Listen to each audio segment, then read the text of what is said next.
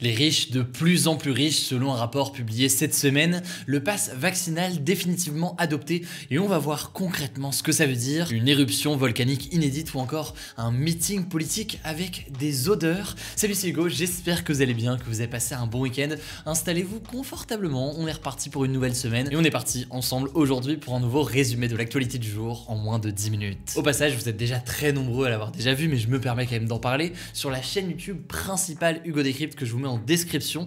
On a posté une nouvelle vidéo ce week-end. Concrètement, on a rencontré deux anciens espions à la fois du KGB, donc les services secrets russes, et de la CIA. Ça a donné des vidéos super intéressantes concrètement sur les coulisses et quel est concrètement le travail d'un espion au quotidien. On parle de leur formation, des questions de torture, des questions de manipulation. Ça a donné des échanges super intéressants. Et si vous voulez plus d'informations du coup là-dessus, je vous mets directement le lien en description pour découvrir cet échange assez exclusif. Allez, on perd pas de temps, il commence donc avec le premier sujet. On va parler du projet de loi qui transforme le pass sanitaire en pass vaccinal. Ça a été voté ce week-end et on va voir donc ensemble, on va prendre le temps, quelques instants, de comprendre ce que ça va changer pour nous dans les prochains jours. Alors concrètement, avec le pass vaccinal, tous les lieux qui étaient réservés aux personnes qui avaient un pass sanitaire deviennent réservés désormais uniquement aux personnes qui ont un pass vaccinal et donc aux personnes qui sont vaccinées contre le coronavirus. Alors concrètement, ça concerne, vous commencez à le savoir, bars, restaurants, activités de loisirs comme le cinéma, les salles de sport, les foires, les salons professionnels. Il y a aussi les transports de longue distance, donc avions, trains, etc. Sauf si jamais on a un motif impérieux. La seule exception en fait, ce sera pour les hôpitaux et pour les EHPAD. Pour ces deux lieux, seul un pass sanitaire continue à suffire. Ce nouveau pass concerne donc uniquement les personnes de plus de 16 ans, ce qui veut dire que les mineurs entre 12 et 15 ans pourront toujours présenter simplement un pass sanitaire. Et au passage, pour ceux qui n'ont pas encore fait leur dose de rappel, mais qui ont fait leur dose précédente, ils auront quand même le droit de temporairement présenter un test négatif plutôt que d'être simplement interdit d'accès, et ce donc jusqu'à ce qu'ils aient leur dose de rappel. Enfin, dernière chose très importante à noter concernant ce pass vaccinal, en cas de fraude, les sanctions vont être encore plus lourdes, puisque l'amende, si vous êtes contrôlé avec un faux pass vaccinal, va passer de 135 € à 1000 €. C'est donc une amende qui est très importante. Alors le gouvernement espère une mise en œuvre du pass vaccinal autour du 20 janvier, mais ça pourrait être plus tard en réalité, car entre-temps, il pourrait y avoir des recours contre cette nouvelle loi, notamment auprès du Conseil constitutionnel, qui est donc l'instance chargée de vérifier qu'une loi n'est pas contraire à la Constitution, donc la loi suprême du pays. En effet, beaucoup s'opposent à ce pass vaccinal. Ils parlent d'une restriction de liberté, d'une mesure inefficace au-delà de ça. La colère est donc toujours importante auprès d'une partie de la population.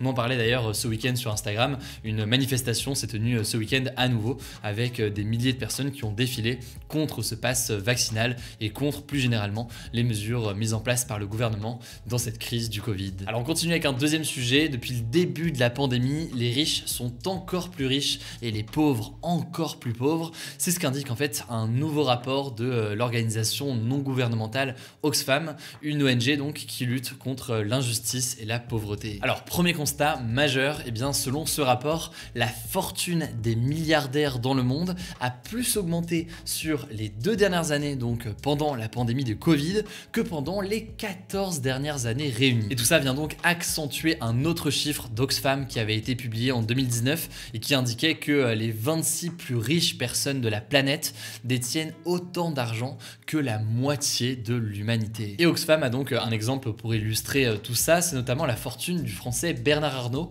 donc le PDG du groupe de luxe LVMH. C'est aujourd'hui le 3e homme le plus riche au monde. Il est passé de 67 milliards € en mars 2020 à 163 milliards € en octobre 2021. Et par ailleurs, au même moment, les revenus de 99% de la population mondiale ont reculé. On parle bien des revenus de 99% de la population mondiale, ce qui a donc logiquement accentué encore plus les inégalités pendant la pandémie. Mais alors, comment expliquer cette augmentation de la fortune des très riches en cette période de crise et de pandémie? Alors l'une des raisons principales, c'est que sur les 2 dernières années, il y a eu beaucoup d'aides d'urgence qui ont été versées par des gouvernements ou par des banques centrales directement aux entreprises dans l'objectif d'éviter les licenciements et les suppressions de postes. Le truc, c'est que selon l'ONG Oxfam, ces aides ont surtout bénéficié aux plus riches. En gros, les personnes les plus riches du monde sont souvent à la tête de très grosses entreprises dont la valeur valeur a fortement augmenté pendant la pandémie, et ce notamment au moins en partie grâce à ces aides des États. D'ailleurs ici ça me semble quand même important de préciser que quand on parle de la fortune de ces très grands patrons, c'est pas forcément de l'argent qu'ils ont comme ça sur leur compte en banque. Ces fortunes, c'est en fait en grande partie des fortunes théoriques, dans le sens où c'est de l'argent qu'ils auraient s'ils vendaient les parts des entreprises qu'ils possèdent aujourd'hui. D'ailleurs, certains reprochent à Oxfam une méthodologie un petit peu discutable, puisque eh bien, elle prend en compte donc les cours de bourse dans la fortune des milliardaires, ce qui peut revenir à parfois simplifier les choses ou alors avoir des écarts, puisqu'en effet le cours de la bourse peut être très bas au début de la pandémie puis remonter progressivement, etc. Bref, toujours est-il que face à ce constat d'accroissement des inégalités importantes au fil des années, eh bien, Oxfam appelle à un changement radical de la politique fiscale et appelle en fait à concrètement une plus grande taxation des grandes fortunes, ce qui permettrait selon eux de réinjecter l'argent récolté dans la santé, l'éducation ou encore à la lutte contre le changement climatique, et ce qui donc reviendrait aussi à réduire les inégalités. Allez, on continue tout de suite avec les actualités en bref et on commence avec un premier sujet. Un volcan sous-marin est entré en éruption aux îles Tonga, donc un archipel dans l'océan Pacifique, et ça a eu des conséquences majeures sur toute la planète.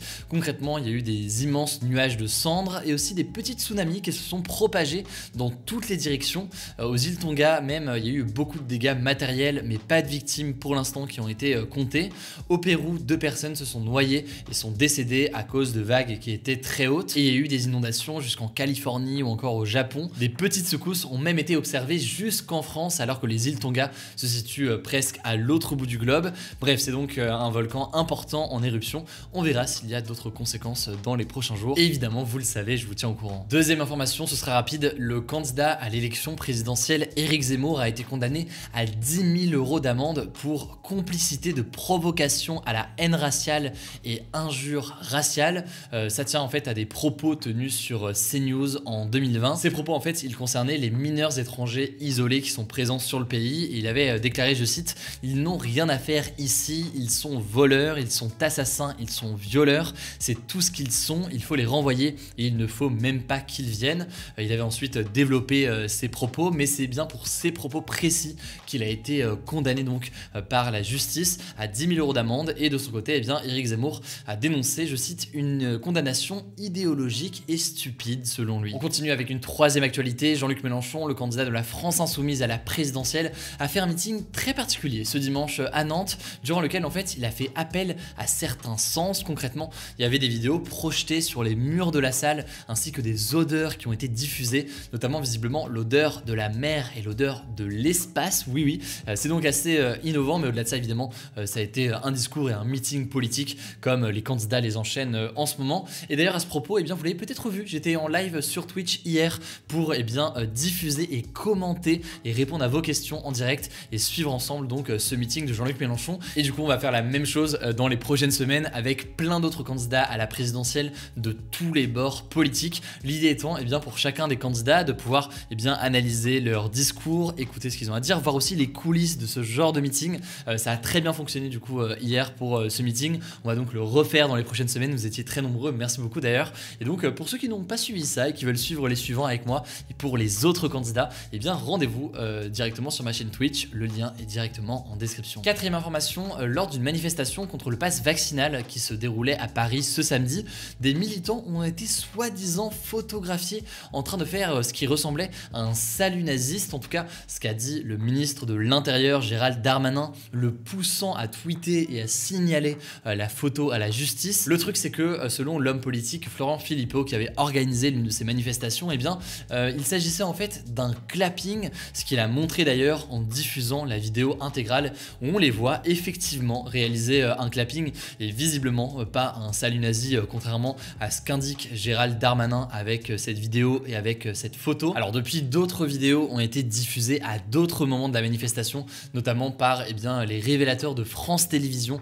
leur compte Twitter, je vous le mets directement en description si vous voulez voir tout ça. En tout cas, lors de cette manifestation, 2 journalistes de l'agence France Presse ont été violemment agressés et menacés de mort par des personnes qui étaient présentes, et un des 2 agents de sécurité qui accompagnait ces journalistes a lui aussi été blessé à la tête. L'AFP a donc décidé de porter plainte après cette agression. Évidemment, on vous tient au courant là-dessus dans les prochains jours. Cinquième actualité, une plainte a été déposée procès contre le journaliste Jean-Jacques Bourdin qui travaille notamment pour RMC ou encore BFM TV.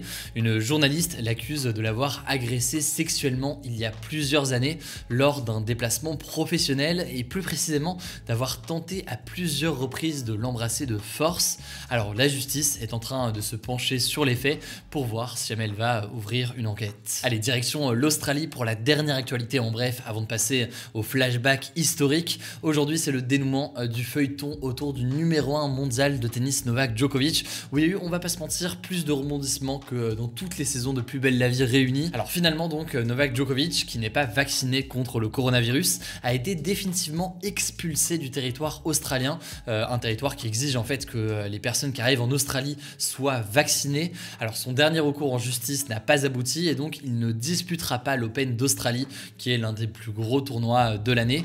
Et d'ailleurs il pourrait connaître la même mésaventure en France pour Roland Garros en mai. En effet, la ministre des Sports Roxana Maracineanu a confirmé qu'il faudra que les sportifs étrangers soient vaccinés pour disputer une compétition en France. Bref, là aussi c'est une mesure qui promet de faire beaucoup débat. On aura l'occasion peut-être d'en reparler dans les prochains jours. Allez, on termine avec un flashback historique. Retour aujourd'hui il y a un an, le 17 janvier 2021. Est-ce que là ça vous dit quelque chose? Je pense que non et c'est bien normal, mais c'est le jour où l'opposant au pouvoir russe Alexei Navalny était arrêté par la police et emprisonné en Russie.